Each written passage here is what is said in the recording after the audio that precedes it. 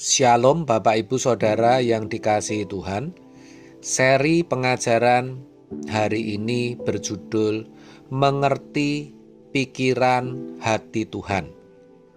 Saya setuju kalau ada orang yang berpendapat bahwa kita tidak bisa mengerti pikiran hati Tuhan yang melampaui segala akal itu. Tetapi untuk hal yang terkait dengan hidup kita, saya percaya kita pasti diperkenan Allah untuk mengetahuinya. Tuhan tidak mungkin tidak memperkenankan kita mengetahui pikiran hatinya, kalau memang itu kita butuhkan agar kita bisa melakukan apa yang Allah kehendaki kita lakukan dalam hidup kita. Yang karenanya pemazmur berkata dalam Mazmur 139 ayat 23 sampai 24 begini, "Ujilah aku, periksa diriku Tuhan, apakah jalanku serong? Selidikilah aku ya Allah, dan kenalah hatiku. Ujilah aku dan kenalah pikiran-pikiranku. Lihatlah, apakah jalanku serong, dan tuntunlah aku di jalan yang kekal." Saudara, pemazmur memiliki satu kerendahan hati. Dia datang kepada Tuhan memohon belas kasihannya agar Tuhan memeriksa jalan hidupnya, agar Tuhan menyelidiki dan mengenal hatinya, mengenal pikiran-pikirannya, agar Tuhan berkenan untuk menuntun hidupnya di jalan yang kekal. Bahkan begitu berani dia berkata kepada Tuhan agar Tuhan juga menguji dirinya. Ini sungguh luar biasa, saudara. Tuhan tidak mungkin tidak memberitahukan hati pikirannya kepada sang pemazmur demi dia bisa melakukan apa yang menjadi kehendaknya, agar pemazmur bisa hidup di jalan yang kekal. Ini pelajaran berharga bagi kita. Kita harus sungguh-sungguh mencontoh apa yang dilakukan pemazmur. Kita harus sungguh-sungguh membawa diri kita kepada Tuhan.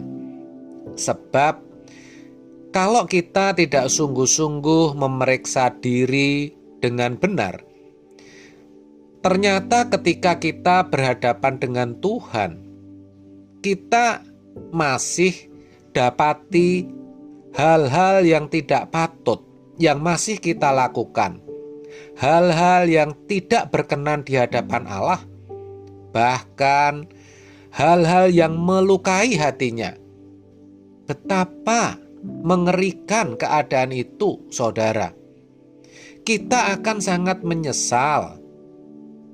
Sungguh, penyesalan itu tidak bisa dibayangkan, sebab membuat kita mengalami yang namanya kertak gigi dan ratap tangis. Ini penyesalan yang begitu dalam. Tetapi apa mau dikata, kehidupan yang sudah kita jalani tidak dapat kita ulang. Maka bersyukurlah kalau di antara kita masih memiliki mata hati untuk mencari Tuhan. Namun saudara, kalau seseorang sudah biasa melakukan segala sesuatu untuk kesenangan dirinya sendiri, lalu dia menikmatinya, maka dia tidak akan dapat mengerti pikiran hati Allah. Kalau terus-menerus hal itu dilakukan, bukan tidak mungkin hatinya menjadi gelap, pikiran dan perasaannya juga menjadi tumpul. Ia menjadi seorang yang jahat di dalam gereja dan jahat di dalam pelayanan. Akhirnya orang seperti ini biasanya undur dan tidak lagi mau ke gereja. Kalaupun masih melayani, dia bertindak semaunya dan tidak jarang menjadi troublemaker atau bahkan menjadi batu sandungan. Kok bisa begitu? Sebab dia memang tidak mencari Tuhan dengan sungguh-sungguh. Sampai-sampai doa sebelum makan atau sebelum tidur pun tidak sanggup dilakukannya. Orang seperti ini tidak mengenal apa itu percakapan atau dialog dengan Tuhan. Dia menganggap Tuhan itu tidak ada atau tidak perlu ada. Sejatinya, betapa keadaan orang seperti ini itu mengerikan. Yang ketika suatu hari menghadap Tuhan, dia baru tercelikkan bahwa ternyata Tuhan ada dan ternyata dia telah menyia-nyiakan kesempatan untuk bertobat.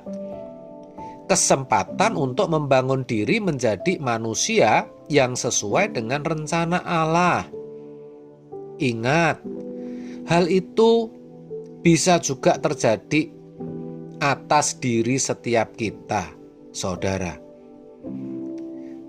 Dengan kelicikan, kita melakukan segala sesuatu dan kita selalu punya alasan kenapa kita berbuat ini atau itu. Jadi, kiranya hati kita diterangi oleh Tuhan, sehingga kita bisa mengerti jika ada sesuatu yang Tuhan tidak berkenan yang masih kita lakukan. Kita tidak akan lagi membuat alasan apapun. Pokoknya, kalau Tuhan tidak berkenan, atau kalau itu bisa melukai hati Tuhan atau membuat hati Tuhan tidak nyaman, maka kita tidak lakukan apapun itu. Tidak usah mencari pembenaran, tidak usah membela diri. Kalau itu tidak membuat Tuhan berkenan, jangan lakukan. Masalahnya, bagaimana kita tahu kalau hal itu berkenan di hadapan Tuhan atau tidak? Kita harus memiliki saat berdiam diri di hadapan Tuhan untuk dikoreksi. Sesederhana itu, tapi juga sesulit itu. Saya ulang, kita harus memiliki saat berdiam diri di hadapan Tuhan untuk dikoreksi. Kiranya mata hati kita pertajam terus, supaya kita dapat mengenali kalau ada hal-hal dalam hidup kita yang benar-benar tidak patut di hadapan Allah, hal yang benar-benar tidak berkenan di hadapan Tuhan. Kita benar-benar bisa mengerti hati perasaan Tuhan. Sebab memang dari perkara kecil dalam keseharian hidup kita membangun kehidupan yang menyenangkan hati Allah. Amin. Tuhan Yesus memberkati.